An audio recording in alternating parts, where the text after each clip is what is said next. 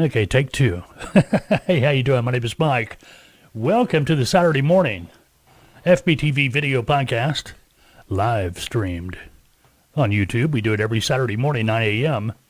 Tell your friends, tell your neighbors, tell everybody that we are on YouTube, live streaming Saturday mornings, 9 a.m. Now, if you missed the live stream, okay, I don't know why. Okay, I'm going to say something, and it's even got me scratching my head. And I'll even revert back to when I was a junior in high school. Maybe I was a senior. Class announcements, first period. A lot of seniors aren't there first period because a lot of seniors in high school in my day, they could skip first period or the last period. One of the two. Not skipping, but they should have had enough credits to be able to graduate. So instead of a lot of them getting out an hour earlier, some opted to get an extra hour of sleep and wouldn't have to come in first period. But one day, the principal, during the class announcements, first period, for those seniors that are not here first period, so this is kind of what I'm going to be saying now. If you are listening, if you missed the live stream, obviously you're listening to it, is what I'm getting at, on the podcast, using your favorite podcasting app, every Wednesday and Saturday, most Saturdays anyway, and the live stream's going to be here most Saturdays as well, the live stream here on YouTube. The exception could be when I'm out on the boat. Hey, but we'll make it up to you one way or the other. We'll still have the podcast. All right, Saturday, April the 9th. What's going on in the world? Well, if you tuned in Wednesday, I was going over this article. I was hoping to find time to talk about it Wednesday during the audio podcast. Matter of fact, before we go any further, down below, if you're watching this on YouTube, click the subscribe. Give us a thumbs up. Ring the bell. That helps us grow. And if you are listening on your favorite podcasting app, don't matter, Apple, Stitcher, TuneIn, I'm Spotify, I'm going blank. There's Google, whatever. If you're listening using your favorite podcasting app, make sure you subscribe. Give us a 5-star rating. Say something nice about us. That always helps us move up the totem pole. Even if you got to lie. I'm kidding. But anyway, going back to Wednesday, I started to talk about this, and I thought, man, this is so nuts. We could talk about this for an hour. And pretty much what caught my eye is, let me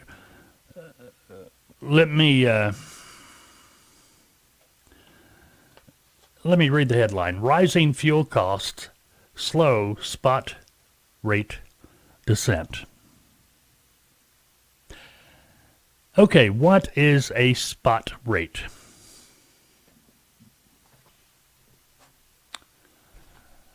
A spot rate is pretty much what we use on a daily basis as a freight broker.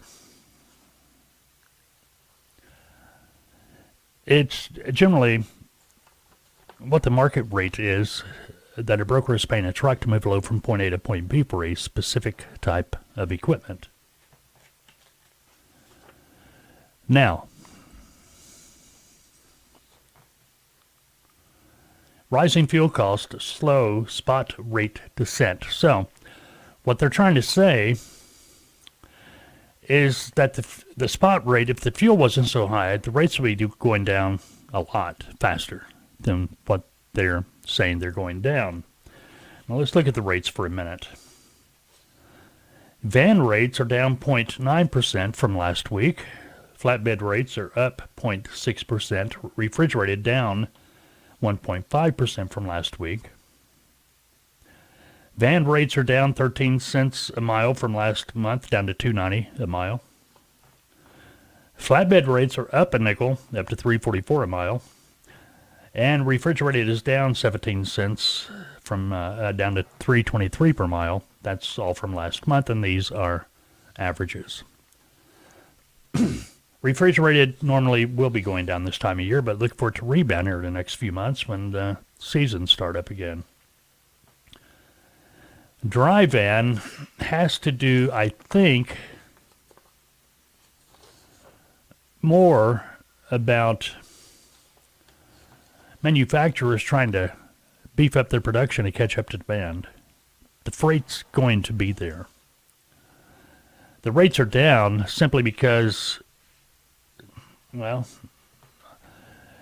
it's a competitive market.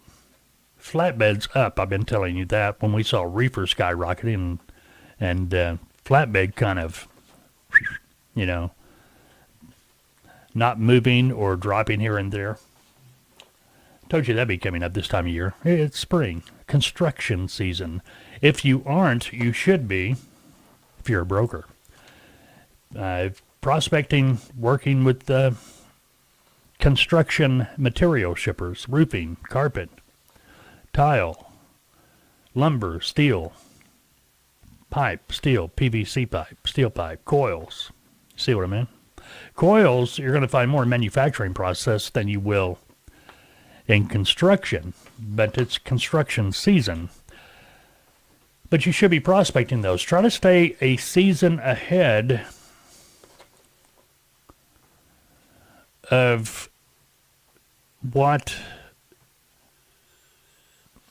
of prospecting.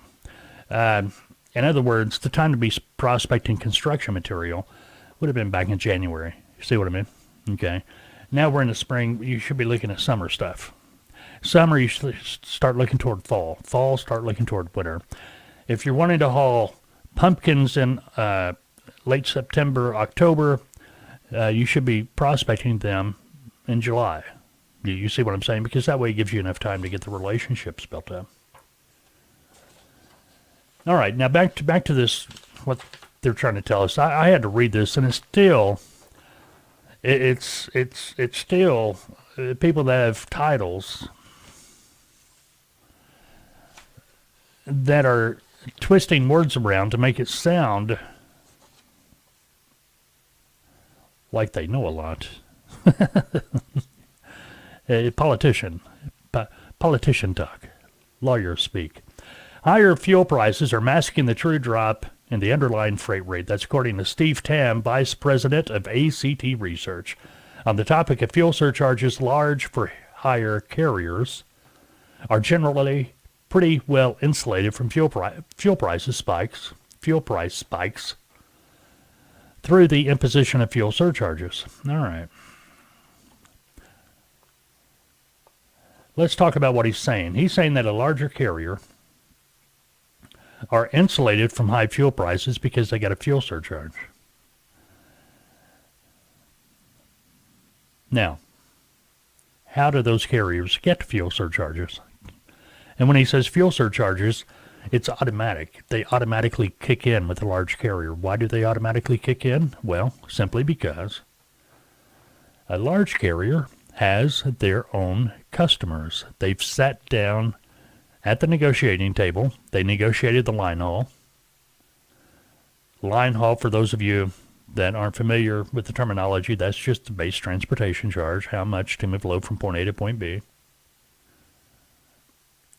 They negotiated all the accessorial type fees, extra stop, detention time, things of that nature. And they negotiated their fuel surcharge. We've got videos on YouTube talking about the fuel surcharges to help you explain. We've talked about it before in the past. But that's the benefit of having your own customer, because you can go in and negotiate these things.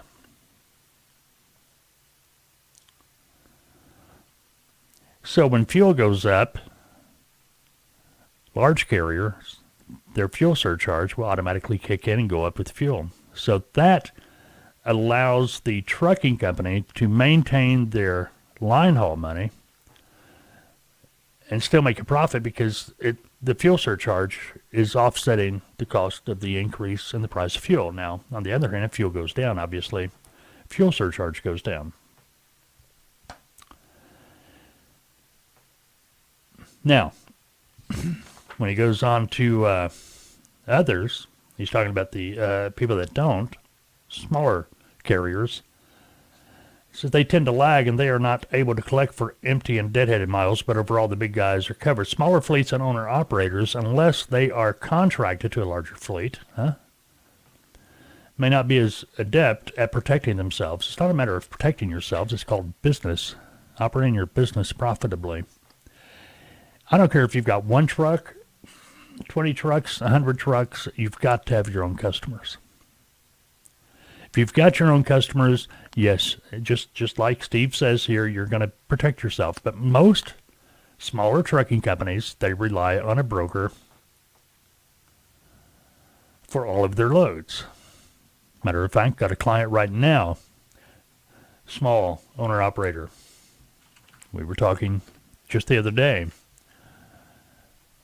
And, he was quite honest about it. Yeah, he's been using a broker for 100% of his loads. Just hauls some direct freight here and there. Now, even if you're a small carrier, maybe you don't have enough equipment to really sit down and draw the customer to the negotiating table. You should still have your own customers because maybe you're dealing with a shipper, a customer, that is working with you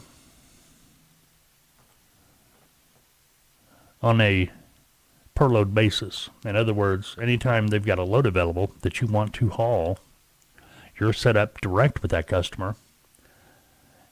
They will provide you what is known as a transactional contract. In short, a shipper load confirmation has all the details on the load plus what they've agreed to pay you. Now, no, you're not going to be able to negotiate fuel surcharge or all that in between stuff like a big carrier would, or you would if you had enough equipment to draw the customer to the negotiating table. But if you are working with these customers direct as a small trucking company, you're getting 100% of the rate. You're not getting the rate that the broker's paying. You're not getting a rate that the broker's paying your dispatch service, that the dispatch service is paying you. You see what I mean? Now, I know you may be paying your dispatch service X amount out of the gross, but kind of get the idea. If you're using a dispatch service, you're getting double dipped. The broker's taking, 10, 15, 20, sometimes more % off the top of what the customer's paying them.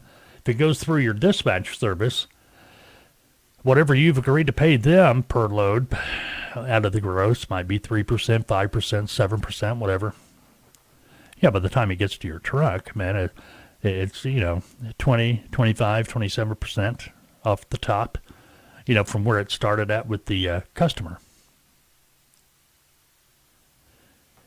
So even though you may not be able to sit down across the table and negotiate your own fuel surcharge or contract with these shippers because you're not big enough, if you had these customers direct, you're making 20+% per load. See what I mean? Yeah, check out Taltoa website. We got videos on that, how much you're losing if you're using a broker 100% of the time. Actually, it's not you're losing, it's money you're not making that you could be making. Now, just do the math. If you're a small trucking company, owner-operator, do the math. Figure out what you maybe grossed last week or last month. Add 15, 20% to the top. See what I mean? That it turns into a lot more money. So when these fuel prices get high like this, you're able to weather the storm. But these guys, they talk like smaller fleets and owner-operators. It's just a natural thing. It's just, and I don't get that. It shouldn't be a natural thing. I've gone over this before in the past about how we got into this situation with what's considered natural now to what was considered bad business 20 years ago. And I even tell my clients, a broker is the most misused tool in the transportation industry.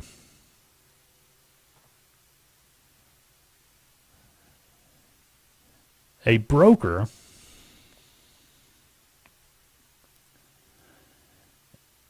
our main purpose is to provide backhauls for carriers that need to relocate their equipment to a desired destination. More times than not, that desired destination is going to be where their customer is located.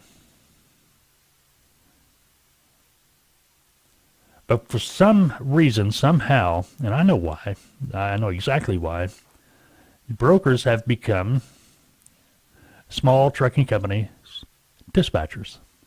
And I'll be honest with you, if you are a small trucking company, it's much wiser to use a broker than a dispatch service, because a dispatch service, they may provide some bells and whistles, add some fluff to it, but pretty much what they're doing is you're paying them a percentage for the load they're getting off the load board. In other words, you're paying them a percentage on the load they're getting from a broker, where the broker's already taking money out, and it's not illegal. I know Washington has been working on doing some things to make it some type of a gray area, working on the way for it to be illegal, but I don't see how they could make dispatch services illegal. But if you're a small trucking company, you want to be thinking about that. Now, let's go on with this. Spot rates are going down despite diesel prices. Okay, that's according to Mac Pinkerton. He's president of the North American Surface Transportation at C.H. Robinson. One of the, if not the largest broker in the country. Ask any truck driver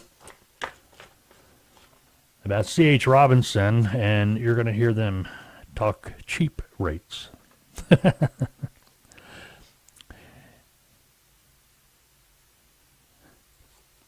Anyway, spot rates are going down despite diesel fuel prices.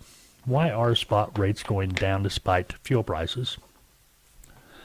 Well, I'm going to tell you, spot rates are generally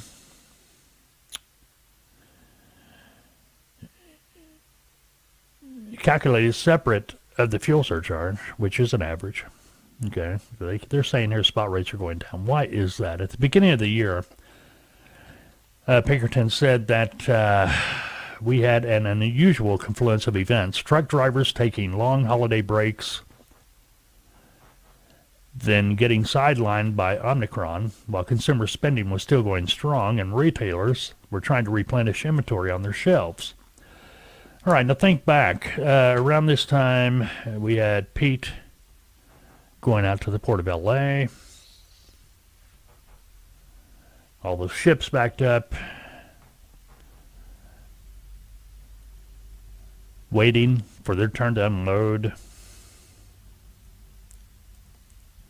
Just been weird. You got to admit,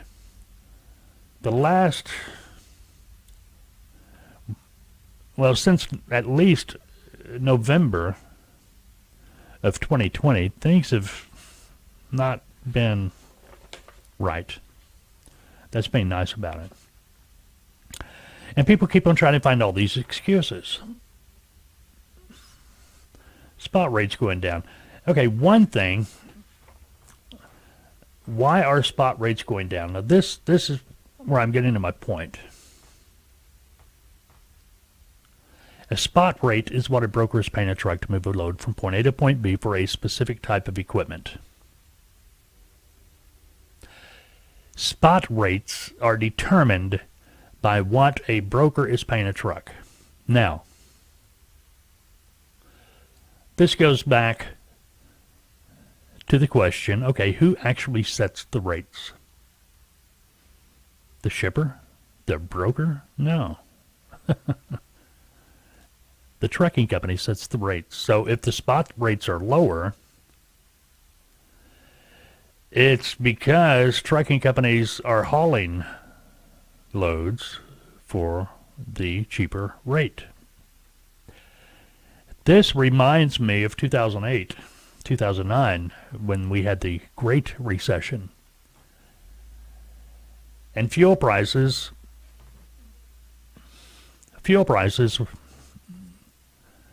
had shot up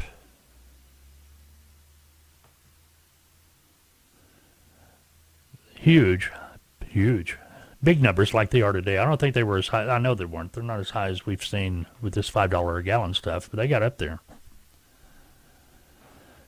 And within the first 6 months, after the fuel prices and the recession, the Great Recession of 2008, 2009, something like 2,000 trucking companies went out of business. Why? This right here. What they're talking about right here is spot rates going down. Why are spot rates going down? Because trucking companies are agreeing to haul freight at a lower rate. They aren't forcing the brokers to go back to their customers and say, hey, you got to pay more. This just isn't going to cut it. Here's the deal. Why should a shipper pay more, or even a broker pay more, when there are trucks out there that will haul it for the old rate? See what I mean? Back in 2008, 2009, I remember like it was yesterday, trucks were hauling freight for the pre-recession rates rather than making the brokers or customers go up. They were hauling it for whatever they could get. Trucking companies were actually losing money per mile, and they were trying to tell themselves, but we're making money, we got money coming in. Yeah, you got a negative cash flow. They were trying to create a cash flow, but if it's a negative cash flow, you're going to pay for it. You may not pay for it today, but you're going to pay for it because you're going backwards. This is what's happening today. If you are a small trucking company, I know you got truck payments. I know you got insurance. I know you got taxes. I know you have all of this. But you've got to stop putting your foot down. No. Say, if it's not enough, put your foot down and tell the broker no. If everyone would start doing that, rates would correct themselves. As a small trucking company, you should know how much money it costs you to run that truck a mile down the road, period. You should know that.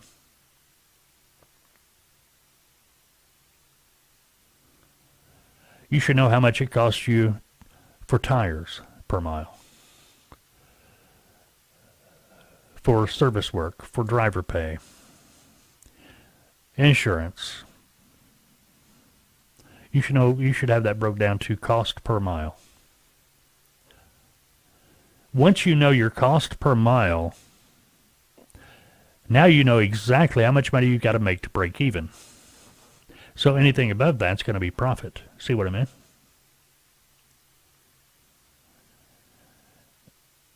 You can't run this, well, okay, I'll make it up on the next load. So how do you get there? Well, you've got to get your own customers. I mean, that's bottom line. You've got to get your own customers. But I was reading this report, this article, and that's what I was saying. Everything, talking about how the spot rate's coming down, fuel prices going up. If it wasn't for fuel surcharge, the spot rates would really be taking a hit. But for a spot rate to be paid to a truck, the truck has to say, I'll do it. You see what I mean? Got to say no. That's how you get the rates up. When trucks will not haul the freight, shippers go up. Think about it. It's supply and demand. Okay, bottom line. You wonder why freight is so cheap coming out of South Florida? Because shippers know there's always more trucks in South Florida than there are loads. What do you think would happen if trucks started saying no to that cheap freight? Well, the shippers got two options. Close their doors, file bankruptcy, call it a day, or start paying more. It's pretty simple economics. Pretty simple economics. That has really been weighing on my chest since I first saw this article, and it's really bothered me. Because they, it don't matter who they talk to. They talk to that ACT Research. They talk to C.H. Robinson. They talk to DAT. They talk to Truck Stop. All of them saying pretty much the same thing. Spot rate, spot rate, spot rate. It's an easy fix. Look, the broker cannot get more money out of the shipper if there's somebody out there that will haul the load for what the shipper's paying. Yeah, the broker's going to take a cut. That's what they're there for. But there is no reason for a shipper. Okay, let me explain. The shipper's going to, they're going to tell the broker, hey, we're paying this much to move a load from point A to point B. Okay, the broker's going to figure out what they want to pay a truck. They got a bottom dollar. They're going to start at that bottom dollar. Okay, I mean, this is just common sense negotiation 101. All right. The broker can take that rate up to a certain point. They got some wiggle room. More times than not they do. May not be a whole lot, but there's room in there. But if it gets to the point to where the broker cannot afford to pay a truck any more than what they've offered, they got to go back to their customer. See what I mean? So when this starts happening, they'll be going back. They'll absorb some of that for the time being, but eventually they got to go back to their customer and say, hey, we can't get a truck. Nobody can get a truck. What do you think's going to happen? Customers are going to have to pay more. See what I mean? Yeah, eventually then all transportation cost gets, eventually makes its way to the consumer.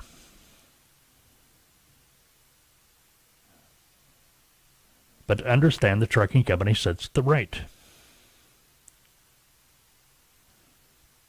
All right, we have really gotten off on a tangent. Usually Saturdays are reserved for Q&As.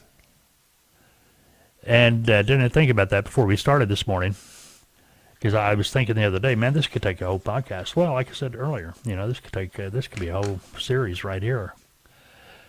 So that's that's what we've done. No Q&A today. I think this has a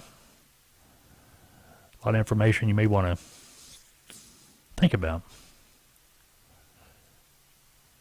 Now, my name is Mike. Yeah, I'm the host of the FBTV Podcast, the FBTV videos that you see on YouTube. I'm also the lead consultant at Taltoa. Check us out, taltoa.com, TALTOA.com. We help trucking companies too. Matter of fact, we've got a couple of different trucking companies right now we're working with. They are adding a brokerage to their operation. It's going to allow them to create an additional stream of revenue. And let me tell you right now, if you already got a carrier operation, you got your own authority, you're working as a trucking company. If you go out here to start your own brokerage, okay, that's fine, but set it up as its own corporation. It's a separate entity from your carrier operation. All right. The reason is, God forbid something happening, but it is what it is. If you go out here with your truck and you get in an accident, damages somebody's property or injury or worse, it's going to be court, going to be a lawsuit. If your brokerage is under that same corporation as the trucking company, guess what? Its assets are open to that lawsuit as well. But if you set the brokerage up as its own separate company, corporation, it's untouchable. And vice versa. If something happens with the brokerage, lawsuits or whatever, they can't touch your carrier operation. Anyway, at Taltoa, we help trucking companies. We help freight brokers, freight broker agents, people wanting to get into the industry. We're able to do that. We provide placement for those wanting to enter the industry, start a new career as maybe a freight broker agent.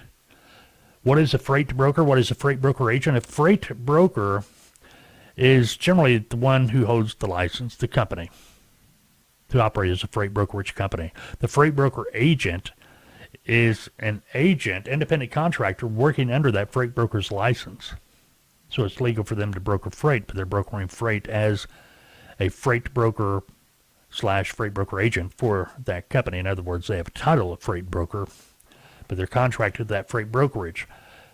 And what they're doing is seeking out companies that have freight. They're getting loads, finding trucks to move those loads, and as they have success doing that, they make a commission on the load. Load commissions can vary, and you're making the commission off the profit. I call it the load net. But the profit of the load, standard commission, well, even in the mentorship program, our clients that work through the mentorship program, should they move a load, yeah, they're able to make 60% commission on profit. At a load, at a $500 profit, commission would be $300. Get the idea? But I will tell you this. Our mentorship program is designed actually to allow a new freight broker agent, someone new to the industry, the opportunity to begin their broker operation as an agent through us under a licensed broker, begin getting the experience, building a customer base so you can move forward. You go out here and try to get a contract with a brokerage without a book of business or experience, you're going to find it's an uphill battle. Not to say you can't, just an uphill battle. But anyway, check us out, Taltoa, TALTOA.com. If you got any questions about any of our packages or our services, feel free to call me, 479-668-0838. My name is Mike. Be happy to help you any way I can. All right, what else is going on? Okay, usually this is Q&A day. Seems like I had a question, but I don't see it that I was going to try to make time and get to, but next week we'll get back to Q&A. This is going to be a long video for YouTube. It's going to be about 20-something minutes long because we got stuck on that topic. Usually the YouTube videos aren't that long, but oh well, figured it might be. Anyway, for our Q&A, if you ever got questions or anything like that, feel free to email me at fbtv@freightbrokertv.com. If you go to our website, freightbrokertv.com, I've been telling you for a month or two that it's going to be undergoing some remodeling. Well, it's been done. It's all put back together now. It's pretty neat. Go check it out. Also, on our website, our forums, go to the contact page. If you got a question, you can fill out a form, submit it, come right to us. Skype, FBTV. That's where you will find us. FBTV, send a message, call us, whatever you want to do. Okay? On FBTV Skype. Now, on Freight Broker TV, too, I got to bring this up. Man, we've got a cool mug for these FBTV podcast. It's cool.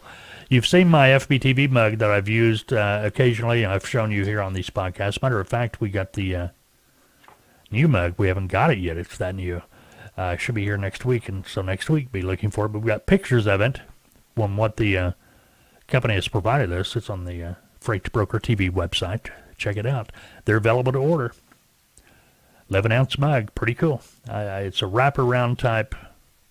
It's not just two-sided. It's wrapper. Anyway, you'll go check it out. FreightBrokerTV.com. All right, today's Saturday, April 9th. Today is Cherish an Antique Day. So cherish me. I'm an antique, 2-3 times over almost? Now, what do you got to be, 20, 25 years old for an antique? Yeah, 2 times over anyway. Chicken Little Day. The sky is falling. Unicorn Day. One day. Oh, we did not do an impossible question. We still got time for this. It's not that difficult anyway. Which country produces the most blueberries? What country would you think that would be? Blueberries. Blueberries, blackberries, strawberries. I like it. Boy, I miss my BlackBerry. Anybody have a BlackBerry phone back in the day? The good BlackBerry phone. Man, I like my BlackBerry. This is what, 2004, 2005, something like that, before iPhones. And technology just kept evolving. There were things that were not great about BlackBerry, but I like the design, like the feel. I wish they could have done something with the graphics, like we have today.